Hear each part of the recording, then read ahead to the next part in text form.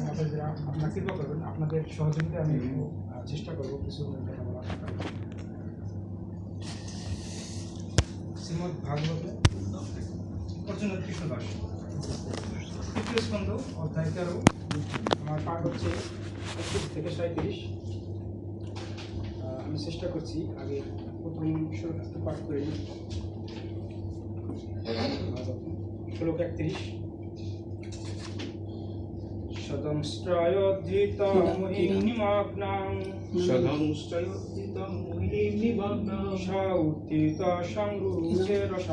সৌত্থিত সংরুচে রসায় তত্রাপি দৈত্যং বদয়াপতন্तं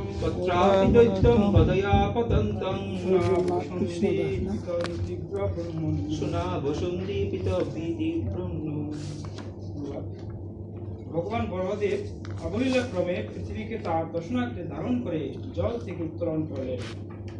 তখন তার রূপে চতুর্দিক আলোকিত হয়েছিল। সেই সময় তার ক্রোধ সুদর্শন চক্রের মতো উদ্দীপ্ত হয়েছিল। তিনি তৎক্ষণাৎ দৈত্য হিরণ্যক্ষকে বধ করেছিলেন, যদিও সে ভগবানের সঙ্গে যুদ্ধ করার চেষ্টা করেছিলেন। হরে কৃষ্ণ। এই অধ্যায়ে মূলত ব্রহ্মা এবং মনুর কথোপকথনের মাধ্যমে যে মনু বলেছিলেন যে কিভাবে পৃথিবীকে গর্ভোদক সমুদ্র থেকে উত্থিত করা যায়।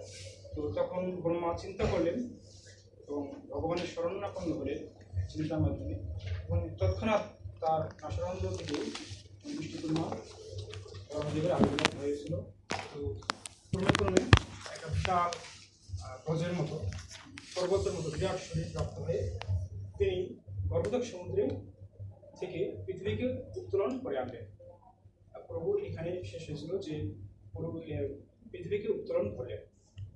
এর পরবর্তীতে এখানে আরেকটু আলোচনা আছে যে পৃথিবীকে উত্তোলন করার পরে তার যে রূপ মহিমা মানে প্রকাশ করেছিল সেই জিনিসটা এই শ্লোকে আলোচনা হয়েছে যে পৃথিবীকে তার দর্শনার্থে ধারণ করে জল থেকে উত্তোলন করলেন। তখন তার রূপে চতুর্দিক আলোকিত হয়েছিল। আসলে ভগবানের সমস্ত জ্যোতির কেন্দ্রবিন্দু হচ্ছে ভগবান। সেই জন্য ভগবান যখন বরাহদেব গর্ভোদক সমুদ্র থেকে পৃথিবীকে উত্তোলন করে আনলেন, তখন তার স্বাভাবিকভাবে জ্যোতি বেরিয়ে আসছিল, যে তার শরীরের যে জ্যোতি। তো ইতিপূর্বে একটা সময় ব্রহ্মা এবং সতোষ কুমার ঋষি ওরা চিন্তা করছিলেন যে আসলে ইনি কে, তর্কাতর্কি করছিল এক সময়। কিন্তু এখন পরিষ্কার বোঝা যাচ্ছে যে উনি কে। যখন তার শরীর থেকে অঙ্গজ্যোতি নির্গত হচ্ছে এবং চতুর্দিক আলোকিত হচ্ছে, তখন আর তাদের সন্দেহ মোটেও থাকলো না, মানে সন্দেহ নিবারণ এভাবে হয়েছিল। গোস্বামী মতে যে এখানে যে বরাহদেবের আবির্ভাবের কথা বলা হয়েছে, সেই গোস্বামী বলছেন যে দুইটি মানে মন্বন্তরে এই কার্য হয়েছিল। সেটি হচ্ছে ব্রহ্মার দিবাভাগের প্রথম যে মনু স্বয়ম্ভূ মনু তার সময়কালে, আরেকটা হচ্ছে চাক্ষুষ মন্বন্তরে। তো এইখানে যে বর্ণনাটা হচ্ছে এটা হচ্ছে স্বয়ম্ভূ মনুর সময়কালে, অর্থাৎ প্রথম ব্রহ্মার একটা দিনের প্রথম দিবাভাগে, মানে প্রথম যে মনু স্বয়ম্ভূ মনু তার দিবাভাগে যে বরাহদেব আবির্ভূত হয়েছিল সেটা এখানে বর্ণনা করা হয়েছে। শ্লোক 2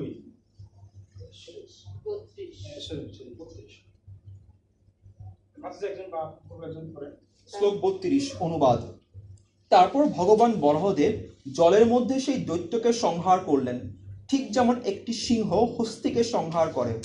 ভগবানের গণ্ডদেশ ও জিহ্বা দৈত্যের রক্তে আরক্তিম হয়েছিল, ঠিক যেমন গজেন্দ্র গৈরিকা মৃত্তিকা খনন করার সময় আরক্তিম হয়ে ওঠে।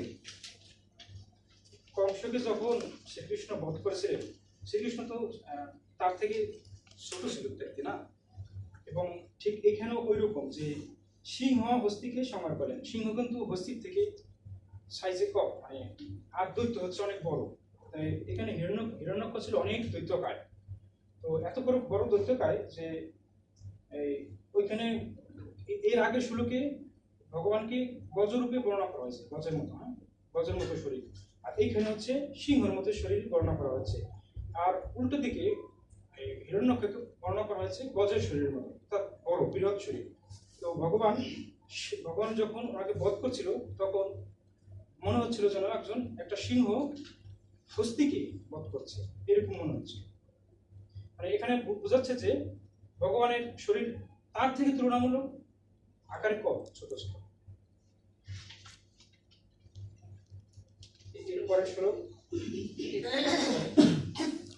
হরে কৃষ্ণ।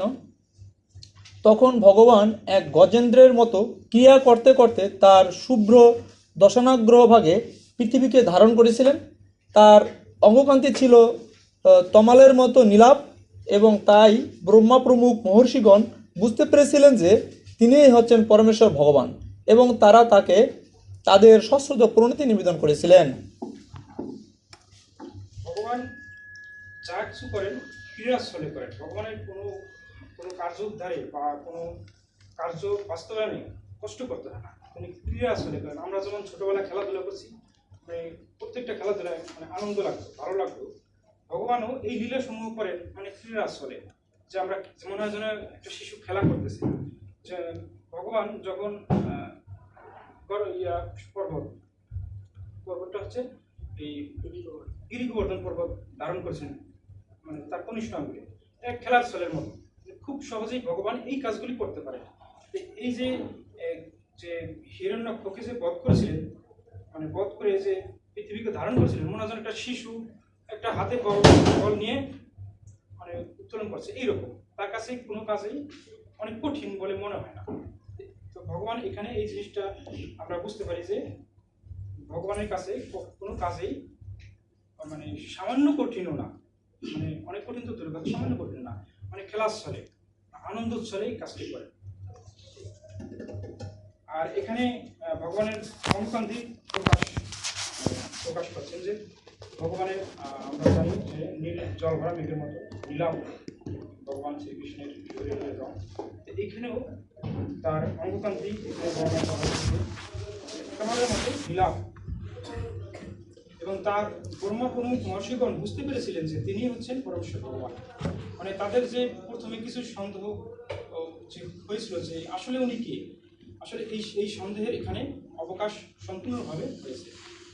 এবং তারা তো অনেক মহাত্মা, সাধারণ মানুষ যেটা বুঝতে পারে না, এবং ভক্তিপথে শুরুতেই অনেক কিছু বোঝা না, কিন্তু যখন ভক্তিতে অনেক গাঢ় ভক্তি লাভ হয় তখন অনায়াসেই ভগবানের লক্ষণ বা লীলাসমূহ খুব দ্রুত বুঝতে পারে। ব্রহ্মা মহর্ষিও সেরকম, ওরা অনায়াসেই বুঝতে পারলেন যে এই হচ্ছে পরমেশ্বর ভগবান। এরপরে 34 নম্বর শ্লোক। 34 নম্বর পড়েন, অনুবাদ করেন গভীর শ্রদ্ধা সহকারে। গভীর শ্রদ্ধা সহকারে সমস্ত ঋষিরা তখন বলেছিলেন, হে অজিত, হে যজ্ঞ ভাবন, আপনি সর্বতভাবে জয়যুক্ত হন। আপনি সমস্ত বেদের মূর্তিমান বিগ্রহ রূপে বিচরণ করছেন। আপনার বিগ্রহের রূপে মহাসাগর সমূহ নিমজ্জিত হয়ে রয়েছে। কোনো কারণবশত পৃথিবীকে উত্তোলন করার জন্য আপনি এখন বরাহরূপ পরিগ্রহ করেছেন। সমস্ত ঋষিরা গভীর শ্রদ্ধা সহকারে ভগবানকে বলেছিলেন বিনয়ের সহিত যে হে অজিত, ভগবান হচ্ছে মানে এমন একটা পদ যাকে কেউ জিততে পারে না। তার ভক্তির দ্বারা তাকে হয়তো তার করুণা লাভ করা যায়, তার পদ কেউ নিতে পারে না। এই জন্য তারা এই কথাটা বলছে যে আপনি হচ্ছেন অজিত। মানে খুব অত্যন্ত শ্রদ্ধা সহকারে বিনয় সহকারে তাকে বলছেন হে যজ্ঞ ভাবন, মানে কি সমস্ত যজ্ঞের তিনি হচ্ছে দাতা, মানে সমস্ত যজ্ঞের তিনি হচ্ছে ভোক্তা হচ্ছে। আর পরে এখানে যজ্ঞ ভাবন কথাটা অন্যরকম, যে সমস্ত যজ্ঞের স্রষ্টা হচ্ছে তিনি, আপনি সর্বোত্তভাবে জয়যুক্ত হন। এখানে ভগবানের গুণগান করা হচ্ছে, যা হ্যাঁ যে কোনো অবতারেই এরকম যখন আবির্ভূত হয় তখনই দেখেছি যে বিভিন্ন মহর্ষিরা বা সাধু মহাত্মা এইভাবে ভগবানের গুণগান করছে। তো কোনো কারোর সামনে বা অনেকের সামনে সম্মুখে যদি ভগবান উপস্থিত হয়, আসলে এইভাবে আমাদের বিনয়ের সহিত শ্রদ্ধা অর্পণ করা উচিত। তো ভগবানকে পাওয়া তো অত সোজা না। তো সাধারণ কোনো সাধুরা আসলেও যেন আমরা তাকে বিনয়ের সহিত সম্মানপূর্বক আমাদের তাকে তার গুণগান করা উচিত, শ্রদ্ধা সহকারে, মানে ভগবানের মতোই তাকে সম্মান শ্রদ্ধা করা উচিত বেশি। এই জিনিসটা এখানে আমরা বুঝতে পারি। আপনি সমস্ত বেদের মূর্তিমান বিগ্রহ রূপ বিস্তরণ করছেন। এর পরবর্তী শ্লোকে আমরা পাবো যে ভগবানের বিভিন্ন অঙ্গসমূহ বিভিন্ন যজ্ঞপত্র এরকম, যে তার থেকেই বেদের উৎপত্তি হয়েছে। মানে বেদ বলতে গেলে তিনি বেদকে কেন্দ্র করে, তাকে কেন্দ্র করেই বেদের সমস্ত কিছু। এই জিনিসগুলি আমরা পরে শ্লোকে পাবো। এরপরে আমরা 35 শ্লোকে চলে যাই। 35 হে ভগবান, আপনার শ্রীমতী যজ্ঞ অনুষ্ঠানের দ্বারা পূজনীয়, কিন্তু যারা দুরাত্মা তারা তা দর্শন করতে পারে না। গায়ত্রী এবং অন্য সমস্ত বৈদিক মন্ত্র আপনার ত্বকের স্পর্শে বিরাজমান। আপনার শরীরের রুমাবলিতে কুশ গ্রাস, আপনার নেত্রে গৃথ এবং আপনার চারপাশে 4 প্রকার কর্ম বিরাজ করে। 4 পায়ে 4 প্রকার কর্ম বিরাজ করে। এখানে দেখেন অনুবাদের প্রথম লাইনটা, আপনার শ্রীমূর্তি যজ্ঞ অনুষ্ঠানের দ্বারা পূজনীয়।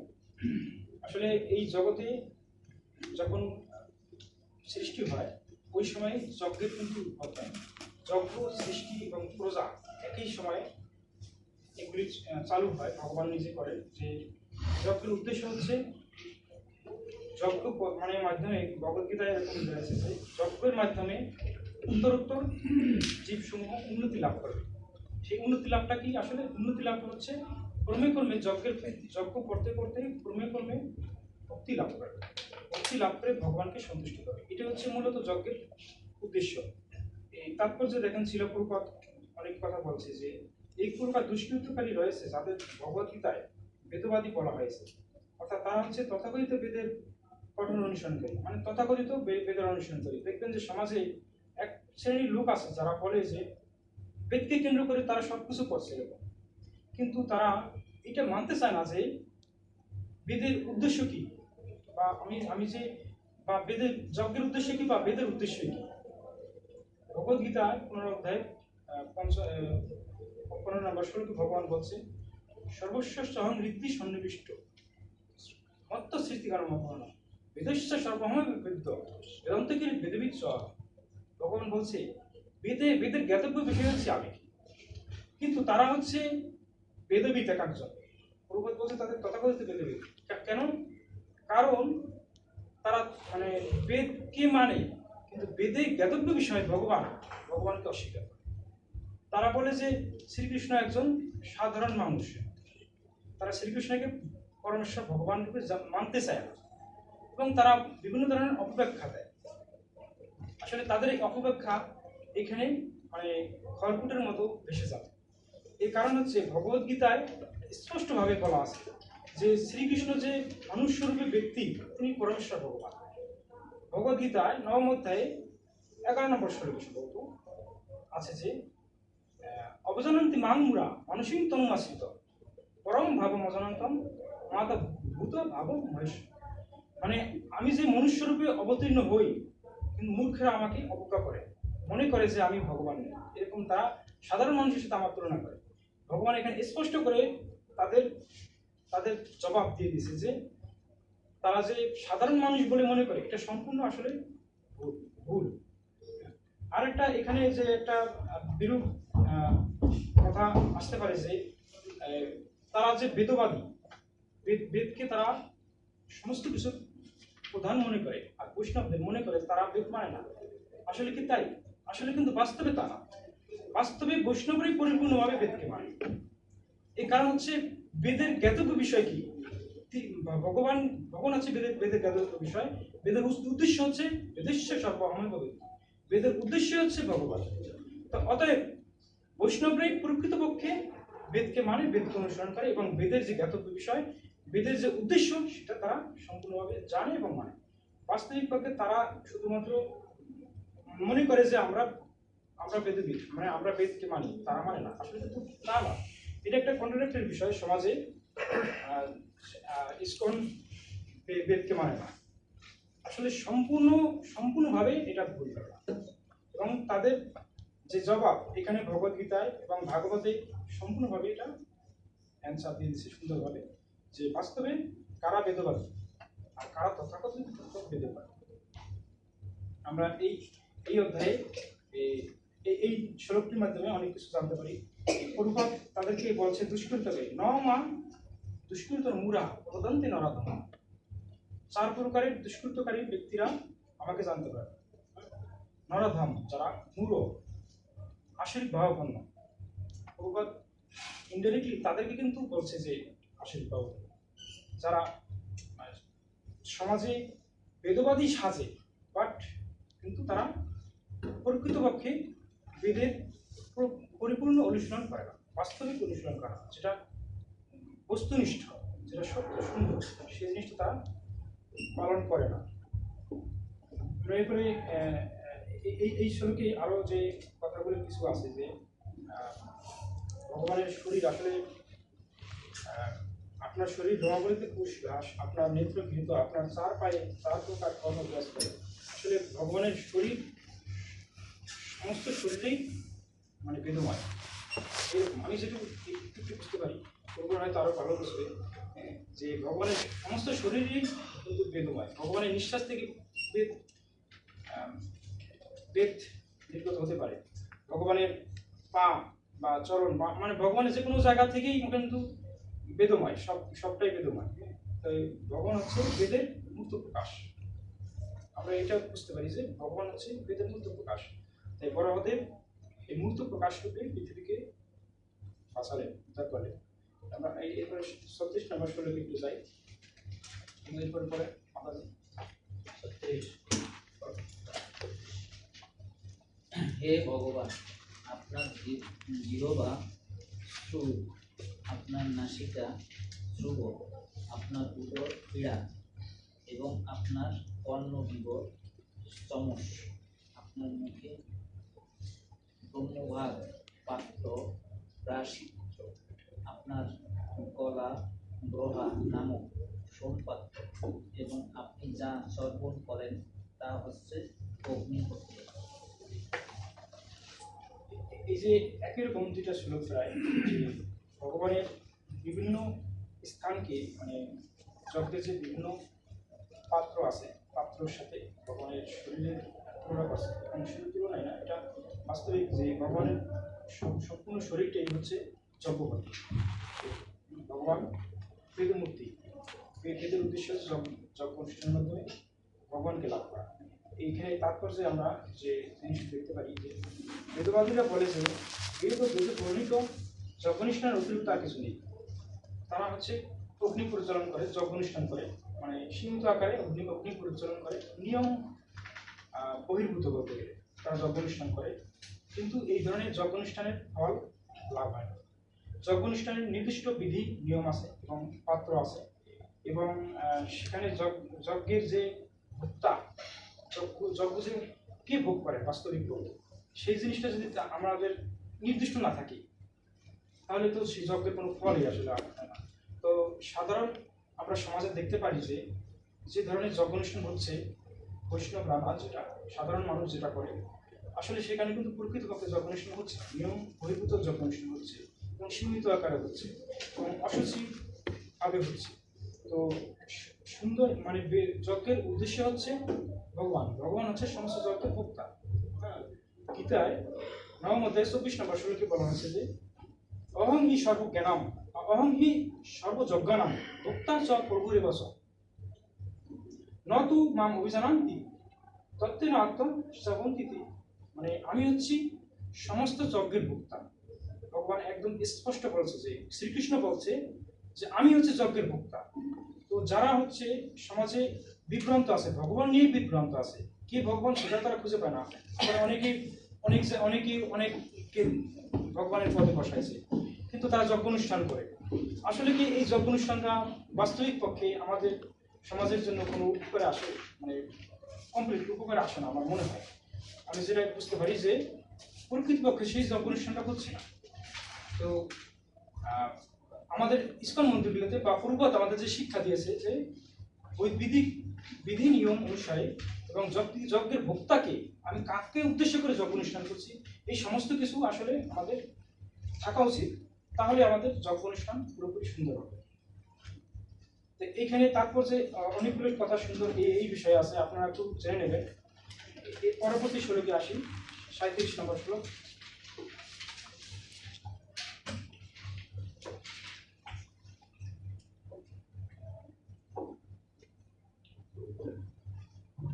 অধিকন্ত হে প্রভু, বারবার আপনার অবতরণ হচ্ছে সর্বপ্রকার দীক্ষার বাসনা, আপনার বিবাহ 3 প্রকার দীক্ষার কাণ্ড এবং আপনার দর্শন দীক্ষার ফল এবং সমস্ত বাসনার সমাপ্তি, আপনার জিহ্বা দীক্ষার প্রারম্ভিক কর্ম, আপনার মস্তক হোম রহিত অগ্নি ও উপাসনার অগ্নি এবং আপনার প্রাণ সমস্ত বাসনার সমষ্টি। ইজি মানে অনুবাদ অত সুন্দর যে আমরা ভক্তি জীবনে প্রথম আসার পরে অনেক বেশি আমাদের প্রসাদ দিত, যে প্রসাদ বেশি দিতে হবে। তো জিহ্বা হচ্ছে দীক্ষার প্রারম্ভিক কর্ম, মানে আমরা যত বেশি প্রসাদ আস্বাদন করবো তত বেশি আমরা দীক্ষার জন্য প্রস্তুত হব।